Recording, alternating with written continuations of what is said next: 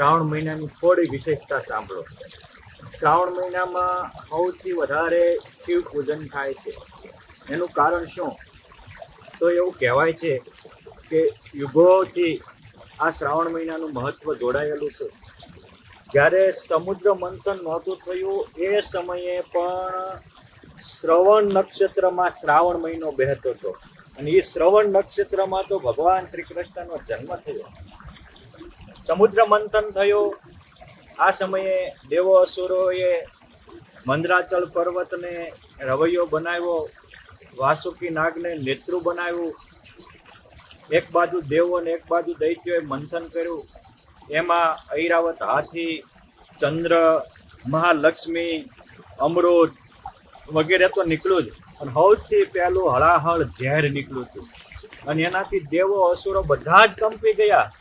અને એ વખતે ભગવાન ભોળાનાથે પોતાના કંઠમાં એ વિશેલું ઝેર સમાયું. ત્યારથી એ નીલકંઠ થયા, અને એની ગરમીને શાંત કરવા આ પવિત્ર શ્રાવણ મહિનામાં તમામ દેવોએ પહેલો વહેલો શિવજીને જલાભિષેક કર્યો. ત્યારથી આપણી ભારતીય પરંપરામાં શિવજીને જળથી કે દૂધની અભિષેક કરવાની પરંપરા પ્રવર્તિત થઈ. પોઈન્ટ 2 કે સગર રાજાના દીકરાઓ કપિલ મુનિના અપરાધથી ભસ્મીભૂત થયા અને ભૂત થયા.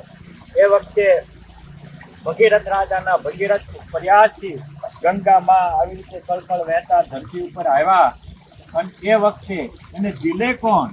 એટલે શિવજીએ એને જટામાં ગંગા જીલે, એટલે ત્યાંથી ગંગાધર કહેવાના. પરંતુ આ શ્રાવણ મહિનામાં એ ગંગા ધરતી ઉપર આવ્યા, અને આ શ્રાવણ મહિનામાં આ જળ એને ચડાવ્યું, અને એને કારણે એ શ્રાવણ મહિનામાં વિશેષ આનું સાધના આરાધના કહેવાય છે. ખાસ શ્રાવણ સોમવારની મહત્તા શું છે?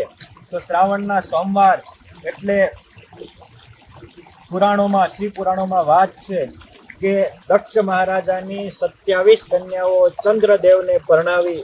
ચંદ્રદેવે વારો તારો કર્યો અને રોહિણીને અધિક માન આપ્યું. ઇતર કન્યાઓએ દક્ષને વાત કરી કે અમને અન્યાય થાય છે. દક્ષના શાપથી ચંદ્ર પોતે કળા ક્ષીણ થવા લાગ્યો. ત્યારે બ્રહ્માજીના કહેવાથી સૌ પ્રથમ ગુજરાતમાં સોમનાથ મહાદેવ, એ વખતે પ્રભાસ ક્ષેત્ર કહેવાતું હતું, ત્યાં આ શ્રાવણ મહિનાના સોમવારે શિવજીની સ્થાપના કરી અને એને ભગવાનની સાધના કરવાનું ચાલુ કર્યું. શિવજીની સાધના આરાધના કરી. અને ચંદ્રનું બીજું નામ જ તે સોમ છે. એ સોમે થાકેલા એટલે જ આજે સોમનાથ કહેવાય છે. અને પછી આ શ્રાવણ મહિનાના સોમવારે જ સાધનાના અંતે ભગવાન ભોળાનાથે એને દર્શન દીધા અને એની મનોકામના પૂર્ણ કરી. ત્યારથી ભારતીય સનાતન પરંપરામાં શ્રાવણ મહિનાના સોમવારે વિશેષ ભગવાનનું જલાભિષેક, આજે તો કાવડ લઈ લઈને બધા ગંગાનું જળ ભગવાન ભોળાનાથને ચડાવતા હોય છે, એ પણ પરંપરા ચાલી.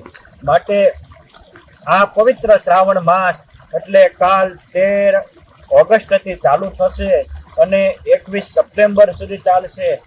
શ્રાવણ મહિનામાં ખૂબ ભજન ભક્તિ કરજો. શ્રાવણ મહિનામાં આખી પ્રકૃતિની પૂજા થાય. પ્રકૃતિ પણ હરિયાળી આવી રીતે નવ પલ્લવિત થઈને ખીલી હોય. આ વખતે ભગવાન ભોળાનાથનું પૂજન થાય. શ્રાવણ મહિનો એટલે શિવ પૂજનનો દિવસ, અને શ્રાવણ મહિનો એટલે વિષ્ણુ પૂજનનો પણ દિવસ. કેમ જે ભગવાન ભોળાનાથ એ વિષ્ણુની ગાથા ગાય. વિષ્ણુ એ પોતાના અવતાર રૂપે રામ કૃષ્ણ રૂપે થયા. તો શ્રાવણ મહિનામાં પવિત્ર જન્માષ્ટમીના દિવસે શ્રી કૃષ્ણ ભગવાન આવ્યા. શ્રાવણ મહિનામાં જ બલિરાજા અને લક્ષ્મીજીની કથા જોડાયેલી, એટલે મહાલક્ષ્મી વ્રત પણ આ મહિનામાં આવે. અહીંયા દેવતાઓનું, નાગને પણ દેવો માનીને પ્રકૃતિનું પૂજન કરવામાં આવે. શીતળા સાતમે પણ માં સાચુનું પૂજન થાય. આ રીતે એક શ્રાવણ મહિનાના તહેવારો પણ બોળી ચોથ હોય, નાગ પાંચમ હોય, રાંધણ છઠ, રક્ષાબંધન, પછી આપણો જન્માષ્ટમી, આ એક તહેવારો અને શ્રાવણીયા સોમવાર એ તો સોનામાં સુગંધ ભળે એવા ભક્તિના પર્વો છે. ભગવાન સ્વામિનારાયણે પણ એટલે જ શિક્ષાપત્રીમાં કહ્યું કે જેને ચાતુર્માસમાં બધા નિયમો ન પડે તો એવા એ શ્રાવણ મહિનામાં તો ખાસ પાળવા. એક શ્રાવણ મહિનામાં વ્રત કરે તો પૂરા ચાતુર્માસ ને પૂરા વર્ષનું ફળ મળે એવા પવિત્ર માસમાં આપ પણ શિવ પૂજન કરો, વિષ્ણુ દર્શન કરો અને તમારા જીવનને ધન્ય બનાવો એવી આ પવિત્ર પ્રકૃતિની ગોદમાં રહેલા ખળખળ ગંગાજી વહેતા આ કુદરતી હરિયાળીથી હું ભગવાન સ્વામિનારાયણ, ભગવાન ભોળાનાથ અને પરમાત્માના બધા જ અવતારોને પ્રાર્થના. જય શ્રી સ્વામિનારાયણ, જય શ્રી રામ, જય જય હર હર મહાદેવ.